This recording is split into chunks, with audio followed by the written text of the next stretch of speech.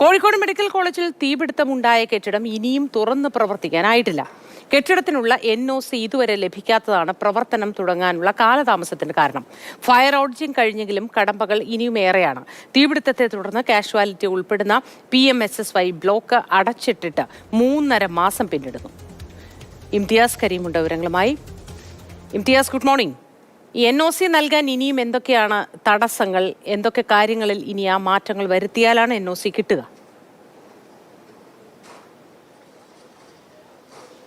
Moti, very good morning. Moti സൂചിപ്പിച്ചതുപോലെ തന്നെ ഒരുപാട് കടമ്പകൾ ഇനിയും ഈ PMSSY ബ്ലോക്ക് തുറന്ന് പ്രവർത്തിക്കണമെങ്കിൽ ഒരുപാട് കടമ്പകൾ ഉണ്ട് എന്നുള്ളതാണ് യാഥാർത്ഥ്യം. ഈ കോഴിക്കോട് മെഡിക്കൽ കോളേജ് എന്ന് പറയുന്നത് കേരളത്തിൽ തന്നെ ഏറ്റവും കൂടുതൽ രോഗികൾ എത്തുന്ന മെഡിക്കൽ കോളേജുകളിൽ ഒന്നാണ് എന്ന് നമുക്ക് നിസ്സംശയം പറയാം. എന്നാൽ ഇതിലിപ്പോൾ NOC പൂർണ്ണമായി ലഭിക്കാത്തതാണ് പ്രശ്നം. ആ NOCയുടെ കാര്യത്തിൽ ഉള്ളൊരു പ്രശ്നം, ഈ ഫയർ ഓഡിറ്റിംഗ് ആദ്യഘട്ടത്തിൽ ഫയർ ഓഡിറ്റിംഗ് ഈ കത്തിയ കെട്ടിടത്തിൽ ഫയർ ഓഡിറ്റിംഗ് നടത്തി. ആ ഫയർ ഓഡിറ്റിംഗ് നടത്തിയതിനു ശേഷം വെള്ളിമാടുകുന്ന് ഫയർ സ്റ്റേഷനിലെ ഓഫീസർ ആദ്യഘട്ടത്തിൽ നൽകേണ്ട NOC അംഗീകരിക്കുകയും ചെയ്തു. പിന്നീട് അത് ജില്ലാ ഫയർ ഓഫീസർക്ക് കൈമാറിയിട്ടുണ്ട്. ഇപ്പോൾ അത് ശരിക്കും പറഞ്ഞാൽ ജില്ലാ ഫയർ ഓഫീസറുടെ മേശപ്പുറത്താണ് ആ NOCയുമായി ബന്ധപ്പെട്ട രേഖകൾ നിൽക്കുന്നത്. ജില്ലാ ഫയർ ഓഫീസർ അത് അംഗീകരിച്ച് ജില്ലാ കളക്ടർക്ക് അത് കൈമാറണം. നേരത്തെ ജില്ലാ കളക്ടർ ഇതിന്റെ പരിശോധനകൾക്കും മറ്റുമായിട്ടൊക്കെ നിയോഗിച്ച ഒരു സമിതിയുണ്ട്. ജില്ലാ കളക്ടർ അത് പരിശോധിച്ച് ഉറപ്പുവരുത്തിയതിനു ശേഷം ആ സമിതി മെഡിക്കൽ കോളേജിലെ കത്തിയ PMSSY ബ്ലോക്കിലെത്തി അവിടുത്തെ വയറിംഗ് സംബന്ധമായ കാര്യങ്ങളും മറ്റു പ്രശ്നങ്ങളും ഒക്കെ പരിശോധിച്ച് അവർ ഉറപ്പുവരുത്തണം. അവർ ഉറപ്പുവരുത്തിയതിനു ശേഷം നേരത്തെ ആരോഗ്യമന്ത്രിയൊക്കെ പറഞ്ഞതുപോലെ DME തിരുവനന്തപുരത്തു നിന്നുള്ള സംഘമെത്തി അവരുടെ പരിശോധനയും കഴിയണം. ഇത്രയും പരിശോധനകൾ പൂർത്തിയായാൽ മാത്രമേ ആ കത്തിയ മെഡിക്കൽ കോളേജിലെ ഏറ്റവും പുതിയ ബ്ലോക്ക് എന്നറിയപ്പെടുന്ന PMSSY ബ്ലോക്ക് ഇനിയും തുറന്ന് പ്രവർത്തിക്കാൻ കഴിയുകയുള്ളൂ എന്നുള്ളതാണ് യാഥാർത്ഥ്യം. പക്ഷേ അതിനുവേണ്ടി നമ്മൾ എത്ര കാലം കാത്തിരിക്കണമെന്ന ചോദ്യമാണ് നമുക്ക് മുൻപിലുള്ളത്. കാരണം മെയ് മാസത്തിലാണ് PMSSY ബ്ലോക്കിൽ തീപിടുത്തം ഉണ്ടാവുന്നത്. കാഷ്വാലിറ്റിയിലടക്കം അനവധി രോഗികളുണ്ടായിരുന്നു. അവരൊക്കെ അവിടെ നിന്ന് ജീവനും കൊണ്ട് രക്ഷപ്പെട്ടു. പലരെയും രക്ഷപ്പെടുത്തി. ആർക്കും മരണം സംഭവിച്ചില്ല എന്നുള്ളത് നമുക്ക് വളരെ നല്ല രീതിയിൽ നമുക്ക് പറയാൻ പറ്റാവുന്ന ഒരു കാര്യവുമാണ്. പക്ഷേ 3.5 മാസം പിന്നിടുന്നു. ഇനിയും എത്ര നാൾ കാത്തിരിക്കണം എന്നുള്ളതാണ് ചോദ്യം. അപ്പോഴും നിലനിൽക്കുന്ന ഒരു പ്രധാനപ്പെട്ട പ്രശ്നമുണ്ട്. ഞാനിപ്പോൾ നിൽക്കുന്നത് താൽക്കാലിക കാഷ്വാലിറ്റി കെട്ടിടമാണ്. അതായത് ആ PMSSY ബ്ലോക്ക് കത്തി അമർന്നപ്പോൾ താൽക്കാലികമായി ഒരുക്കിയ സംവിധാനമാണ് ഈ ബ്ലോക്ക് എന്നറിയപ്പെടുന്നത്. നേരത്തെ അവിടെ കാഷ്വാലിറ്റി പ്രവർത്തനം നടന്നുകൊണ്ടിരുന്നപ്പോൾ ഇത് പനി വാർഡായിട്ട് ഉപയോഗിച്ചിരുന്ന ഒരു കെട്ടിടമാണിത്.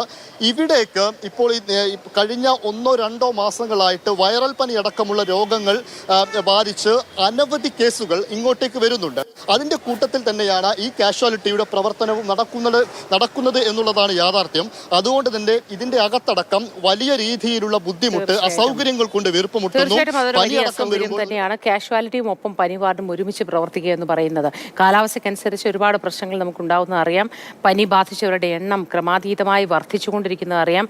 ആ സാഹചര്യത്തിൽ കാഷ്വാലിറ്റിയുമായി ബന്ധപ്പെടുത്തി ഇതെങ്ങനെയാണ് പ്രവർത്തിക്കാൻ കഴിയുക സുഗമമായി എന്നത് ഏതൊരാൾക്കും ആലോചിച്ചാൽ മനസ്സിലാവുന്ന കാര്യമാണ്. എത്രയും പെട്ടെന്ന് ഈ NOC ലഭ്യമാക്കാനുള്ള നടപടികൾ പൂർത്തിയാക്കും എന്ന് പലപ്പോഴായി നമ്മൾ പറഞ്ഞു. പക്ഷേ ഇതുവരെയും അത് പൂർത്തിയായിട്ടില്ല. ഇനിയെങ്കിലും അത് സാധ്യമാകട്ടെ എന്ന് കരുതാം, അല്ലേ ഇംതിയാസ്?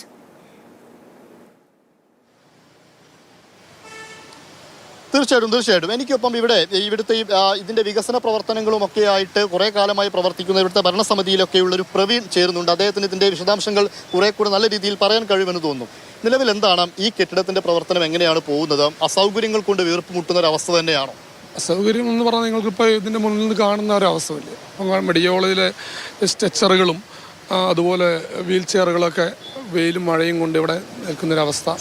അത്യാധുനിക സൗകര്യത്തോടുകൂടി കെ രാഘവൻ MP അന്നത്തെ ഫണ്ട് പോലെ നിർമ്മിച്ച ബിൽഡിങ്, ആ ബിൽഡിങ് നിർമ്മാണത്തിൽ തന്നെ അപാകതകൾ നമ്മൾ ചൂണ്ടിക്കാട്ടിയതായിരുന്നു. അപ്പോൾ അത് തീപിടിച്ചതുമായി ബന്ധപ്പെട്ടിട്ടാണ് ഇവിടേക്ക് മാറ്റിയത്. ഇവിടെ സ്ഥലപരിമിതി മൂലമാണ് പുതിയൊരു കെട്ടിടം അന്ന് UPA സർക്കാരിൻ്റെ കാലത്ത് കൊണ്ടുവന്നത്.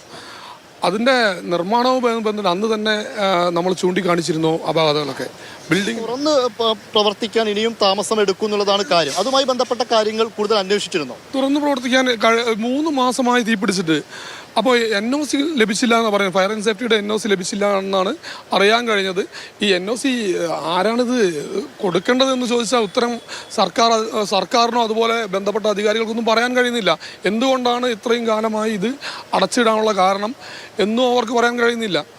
ഇത് കഴിഞ്ഞ ഒരു 2 മാസം മുമ്പ് 3 മാസമായി ഇത് തീ പിടിച്ചിട്ട്. ഇപ്പം അറിയാൻ കഴിയുന്നത് വയറിംഗ് ഒക്കെ വളരെ മോശമാണ്.